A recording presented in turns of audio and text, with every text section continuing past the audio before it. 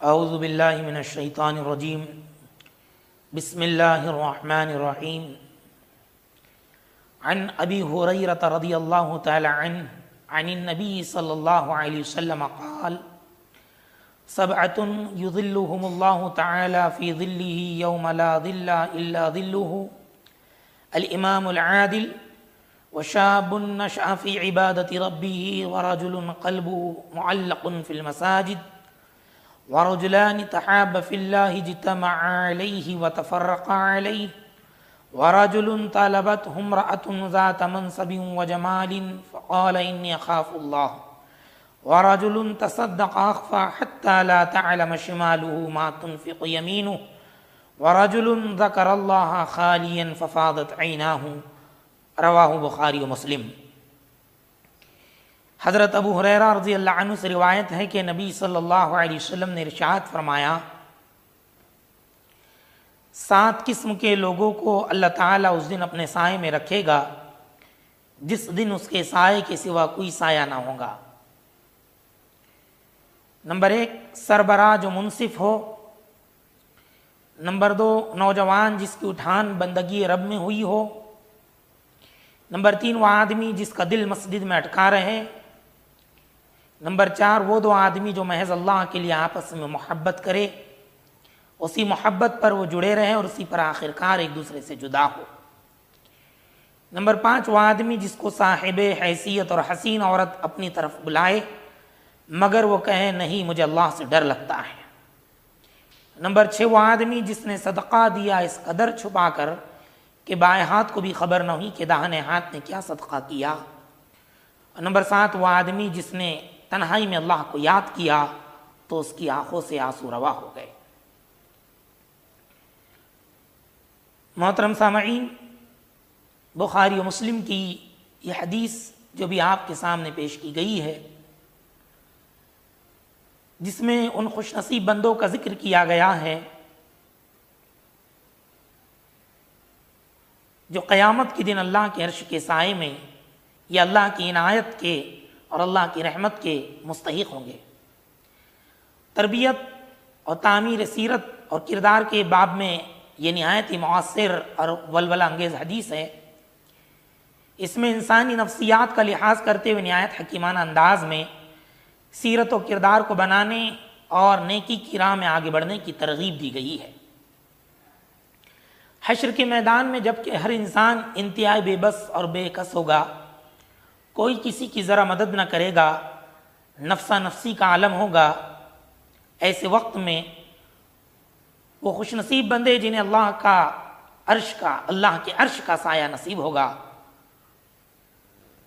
اور یقیناً ہر بندہ مومن جو اس حدیث پاک کو سنے اس کی یہ چاہت ہوگی کہ میں بھی ان سعادت مند بندوں میں اپنے مقام کو حاصل کرنے کی کوشش کروں اور وہ جوہری صفات معلوم کرنے کی کوشش کروں جس کے نتیجے میں اس نفس نفسی کے عالم میں اللہ تبارک تعالیٰ کی عنایت، اس کی نصرت، اس کی حمایت، اس کے عرش کا سایہ ہمیں نصیب ہوگا۔ حدیث کے سلسلے میں یہ بات بھی ہمارے ذہن میں رہے کہ یہ صرف متعین 7 قسم کے افراد نہیں ہیں، بلکہ یہ 7 کردار ہے۔ جو ان کردار کو اختیار کرے گا تو ظاہر سی بات ہے کہ اولاد آدم میں کروڑوں بلکہ لاتعداد افراد بھی اس کے مستحق ہو سکتے ہیں۔ اسی طریقے سے دوسری اور حدیث میں ہمیں وہ خوبیاں بھی معلوم ہوتی ہے جن کے اندر دوسری حدیث کے اندر ان افراد کا بھی ذکر کیا گیا ہے کہ اگر وہ نیکی کے وہ کام کرے جس کی وجہ سے اللہ کے عرش کا سایہ انہیں نصیب ہوگا۔ جامع ترمذی اور صحیح مسلم کی ایک حدیث ہے کہ جس نے کسی تنگ دست قرض دار کو مہلت دی یا اس کا کچھ قرض معاف کر دیا، قیامت کے روز اللہ تعالیٰ اس کو اپنے عرش کے سائے میں رکھیں گا جس دن کے اس کے سائے کے سوا اور کوئی سایہ نہ ہوگا۔ اسی طریقے سے امام احمد بن حنبل کی روایت سے معلوم ہوتا ہے کہ اللہ کی راہ میں جہاد کرنے اور مجاہد کی مدد کرنے والوں کو بھی اسی اجر و انعام کی خوشخبری دی گئی ہے۔ تو محترم سامعین، سب سے پہلی بشارت جس شخص کے سلسلے میں دی گئی ہے وہ ہے الامام العادل، امام العادل یعنی وہ سربراہ جو عدل و انصاف کا پیکر ہو، جس کی ذات عدل و انصاف کے لیے مثال ہو۔ منصف سربراہ سے مراد اصلاً تو مسلمانوں کا خلیفہ اور اسلامی حکومت کا حکمراہی ہے، اور حقیقتاً وہی اس کا مستحق بھی ہے کہ اس کو اس عظیم صلے سے نوازا جائے، اور یقیناً وہ اس کا حقدار بھی ہے کہ انعام سے سرفراز فرمائے جانے والوں میں سب سے پہلے اس کا ذکر کیا جائے، اس لیے کہ کامل اسلامی زندگی کا تصور اس کی ذات اور اس کی اطاعت کے بغیر مکمل ہی نہیں ہوتا۔ اسلامی نظام میں خدا اور رسول کے بعد، خدا رسول کی اطاعت کے بعد اسی اطاعت کا حکم ہے، یا ایھا الذین آمنوا اطیعوا اللہ واطیعوا الرسول واولی الامر منکم، اور بلا شبہ اگر خلیفہ انصاف کے تقاضے پورے کرنے میں انتہائی حساس اور فرض شناس ہو تو پورا اسلامی سماج خیر و صلاح اور بھلائیوں کا گہوارہ بن جاتا ہے۔ عادلانہ نظام کے بغیر نیکیوں کا پروان چڑھنا، بھلائیوں کا فروغ پانا اور پوری سوسائٹی کا خیر و صلاح کی طرف اجتماعی طور پر بڑھنا ممکن ہی نہیں، اور نہ یہی ممکن ہے کہ اس کے بغیر سماج سے پورے طور پر برائیاں مٹ سکے اور ظلم و زیادتی کا مکمل انسداد ہو سکے۔ اس لیے بجا طور پر امام عادل اس مقام امتیاز اور غیر معمولی عنایت کا مستحق ہے کہ اجر پانے والوں میں سب سے پہلے اس کا ذکر کیا جائے۔ البتہ کوئی وجہ نہیں کہ اس شرف اور نوازش اور اجر انعام سے مسلمانوں کے امیر المومنین کے علاوہ زندگی کے مختلف شعبوں کے سربراہ اور امام محروم سمجھے جائے۔ اللہ کی رحمت عام سے بھی یہ توقع ہے اور عقل کا بھی تقاضا ہے کہ مسلمانوں کے ہر شعبے اور میدان کا سربراہ اور ذمہ دار امام عادل ہی ہے، اگر وہ خدا کی ہدایت کے تحت اپنے بس بر انصاف کے تقاضے پورے کر رہا ہو، خواہ وہ مسلمانوں کی جماعت کا قائد ہو، ذمہ دار ہو، کسی مسجد کا امام ہو یا رہنما ہو، یا کسی خاندان اور تنظیم کا سربراہ ہو، اگر وہ انصاف کے تقاضے پورے کرتا ہے تو صحیح مسلم کی ایک روایت بھی اس توثیق کی تائید کرتی ہے کہ ان المقسطین عند اللہ علی منابرین من نور ایمین الرحمن عز وجل وکلت یدیہ یمین الذین یعدلون فی حکمہم وعلیم وما ولو، کہ بلا شبہ انصاف کرنے والے اللہ کے نزدیک نور کے ممبروں پر عزت و جلال والے رحمان کی داہنی جانب ہوں گے، اور اس کے دونوں ہاتھ داہنے ہاتھ ہے، یعنی وہ لوگ جو اپنے فیصلوں میں انصاف کرے، جو اپنے گھر والوں اور اس شعبے میں عدل و انصاف کرے جس کے وہ ذمہ دار بنائے جائے۔ قرآن مجید میں حضرت داؤد علیہ السلام کو اللہ تبارک تعالیٰ نے حکم دیا، یا داؤد انا جعلناک خلیفۃ فی الارض فاحکم بین الناس بالحق ولا تتبع الہوی فیضلک عن سبیل اللہ ان الذین یضلون عن سبیل اللہ بغیر علم، کہ داؤد ہم نے تجھے زمین میں خلیفہ بنایا، لہذا تو لوگوں کے درمیان حق کے ساتھ حکومت کر اور خواہش نفس کی پیروی نہ کر، وہ تجھے اللہ کی راہ سے بھٹکا دے گی، اور جو لوگ اللہ کی راہ سے بھٹکتے ہیں یقیناً ان کے لیے سخت سزا ہے کہ وہ یوم الحساب کو بھول گئے۔ تو محترم سامعین، انصاف کا قیام کرنا، انصاف کو قائم کرنا، انصاف کے ساتھ نظام حکومت کو سنبھالنا، عدل کے ساتھ نظام سلطنت کو قائم کرنا یقیناً ایسے حکمراں کے لیے بشارت ہے۔ قرآن مجید میں اور بھی کئی مقامات پر اس بات کا حکم دیا گیا، ان اللہ یأمر بالعدل والإحسان وإیتاء ذی القربى وینہی عن الفحشاء والمنکر ان اللہ یأمرکم ان تؤدوا الامانات الی اہلها، امانتیں ایسے لوگوں کے سپرد کرو جو عدل کے ساتھ اس کا حق ادا کر سکتے ہیں۔ تو پہلی صفت کے حامل وہ لوگ جو اللہ کے عرش کے سائے میں جگہ پائیں گے امام عادل ہے۔ دوسرا کردار یا دوسرے نمبر پر جس شخص کے سلسلے میں بشارت سنائی گئی وہ ہے شاب نشأ فی عبادت ربی، وہ نوجوان جس کی اٹھان بندگی رب میں ہوئی ہو، جس کی جوانی، جس کا کردار پاکیزہ ہو، سیرت کے اعتبار سے بلند کردار، اعلیٰ صفات، فاضلانہ اخلاق اس کے ہو۔ تاریخ انسانی میں ایسے اولو العزم اور دور اندیش نوجوانوں کی تاریخ بھری پڑی ہے جنہوں نے انقلاب برپا کیا، زندگی کے رخ کو موڑ دیا، دنیا کو جامع و کامل اور ہمگیر تہذیب و ثقافت کا عظیم تحفہ عطا کیا۔ بلکہ یہی نہیں، انہوں نے بدعنوانیوں کا قلعہ کیا، اللہ کے دین کو قائم کرنے کے لیے اپنی جوانیوں کی ساعتوں کو اللہ کے لیے قربان کیا، اور اس جوانی کو جو یقیناً امانت الہی کے محافظ و نگہبان ہیں، اس کی راہ میں آنے والی تمام رکاوٹوں کو انہوں نے دور کیا۔ تو یہ نوجوان جو اللہ پر کامل ایمان رکھتے ہیں، جن کی زندگی پاکیزہ ہے، جن کی زندگی ایمان باللہ، عمل صالح، دعوت اللہ، امر بالمعروف اور نہی عن المنکر کی جا میں رہی ہے، ایسے پاکیزہ نوجوان قیامت کے دن اللہ کے عرش کے سائے میں جگہ پائے گے۔ تاریخ کے اندر ایسے نوجوانوں کی، بالخصوص انبیاء کی سیرت کا مطالعہ کرے تو حضرت سیدنا ابراہیم علیہ السلام کی زندگی ہمارے نوجوانوں کے لیے آئیڈیل رہنما ہے۔ اصحاب کہف کی زندگی ہمارے لیے آئیڈیل رہنما ہے۔ حضرت مصعب بن عمیر رضی اللہ تعالیٰ عنہ کی زندگی ہمارے سامنے نمونے کی حیثیت رکھتی ہے، اور ہزاروں ایسے صالح کردار ہمیں تاریخ کی کتابوں میں نظر آئیں گے جنہوں نے اپنی جوانیوں کا بھرپور استعمال صالحیت کے ساتھ کیا۔ اللہ کے دین کے ساتھ ان کی جوانی کی ڈھان ہوئی ہے، وہ نفس کے غلام نہیں بنے، خواہش کے غلام نہیں بنے، بلکہ اللہ تبارک تعالیٰ کی محبت، اللہ تبارک تعالیٰ کی اطاعت، اللہ کے رسول کی اطاعت میں ان کی زندگیوں کی اٹھان ہوئی ہے۔ حدیث پاک میں یہ بات بھی بیان کی کہ قیامت کے دن 5 سوال کیے جائیں گے،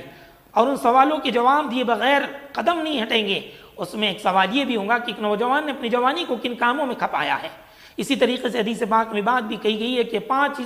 چیزیں اس سے پہلے غنیمت جانو، جس میں بات بیان کی گئی ہے کہ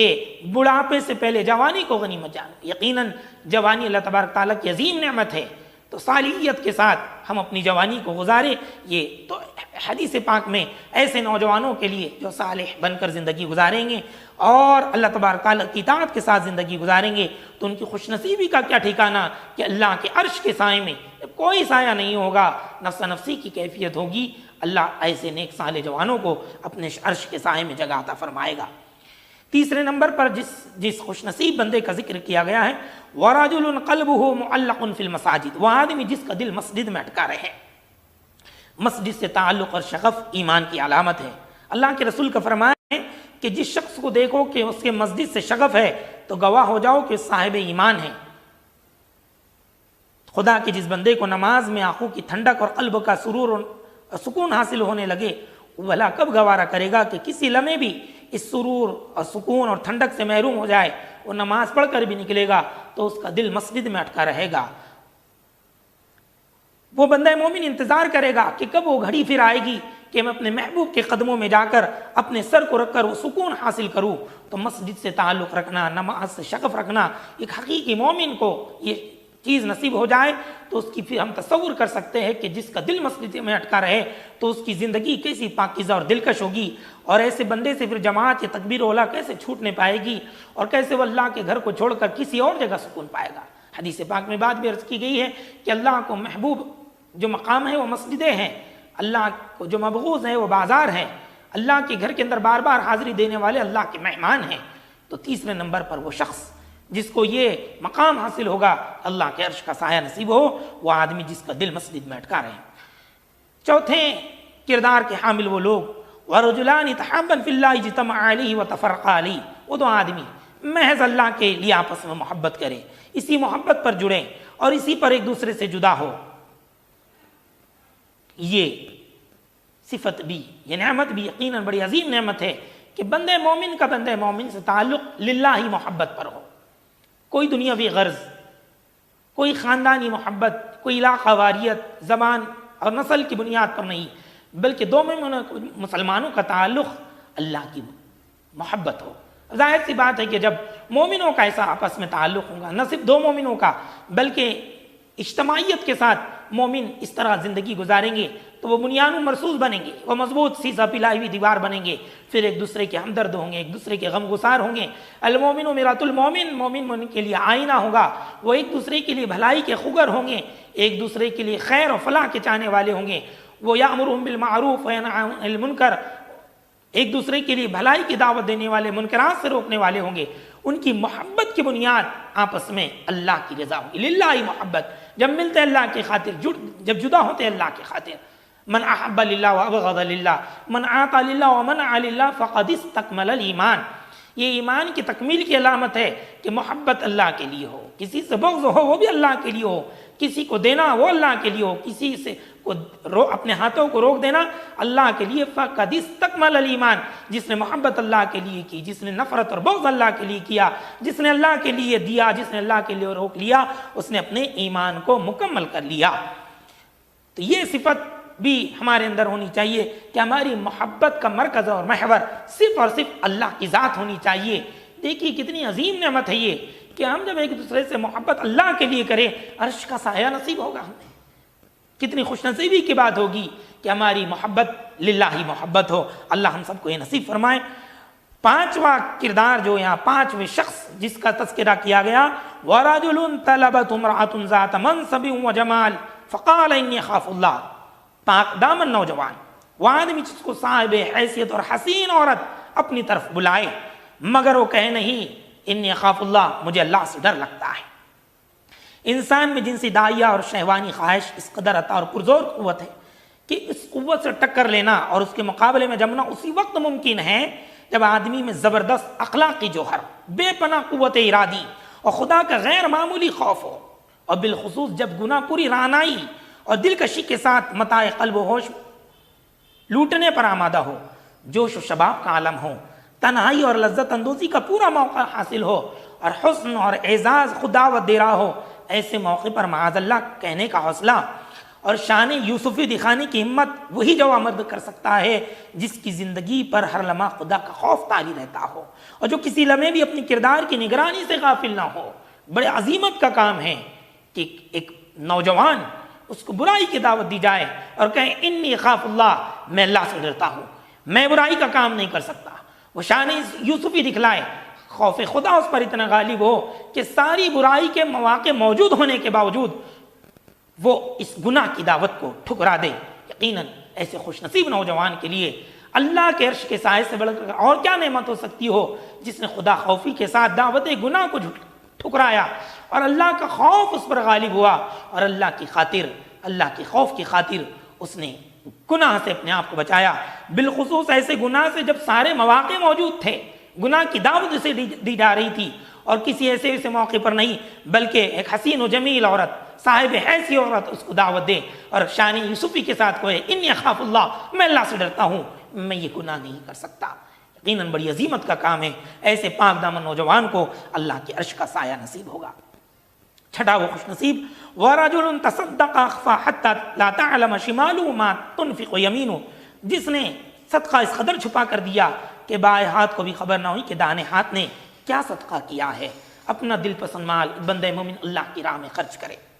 لیکن اس مال کو خرچ کرتے وقت اکثر نمود، ریا، نمائش، ساری چیزیں انسان کے درمیان میں آتی ہے، لیکن ایک بندہ مومن صرف اور صرف اللہ کی رضا کی خاطر، اللہ کی رضا کی خاطر اس قدر چھپا کر مال خرچ کر رہا ہے کہ بائیں ہاتھ کو بھی پتہ نہ چل سکے داہنے ہاتھ نے کیا خرچ کیا۔ یقیناً یہ کام بھی بڑی عظیمت کا کام ہے۔ یہ کام بھی اسی وقت ممکن ہے جب بندے کے دل میں صرف اور صرف اللہ کی رضا اور اس کی خوشنودی کے لیے اللہ کی راہ میں مال خرچ کرنے کا ارادہ ہو، ایسا شخص بھی اللہ کی عرش کے سائے میں جگہ پائے گا۔ اور ساتویں نمبر پر جس خوش نصیب کا ذکر کیا گیا ہے، وَرَجُلٌ ذَكَرَ اللَّهَ خَالِيًا فَضَاعَتْ عَيْنَاهُ، وہ آدمی جس نے تنہائی میں اللہ کو یاد کیا تو اس کی آنکھوں سے آنسو روا ہو گئے، آنسو نمودار ہو گئے، جس کا دل سخت نہیں ہے، قساوت قلبی کا وہ شکار نہیں ہے، بلکہ اللہ کی یاد آ گئی، قرآن میں جنت کا ذکر آ گیا، جہنم کا ذکر آ گیا، اسے قبر کی یاد آ گئی،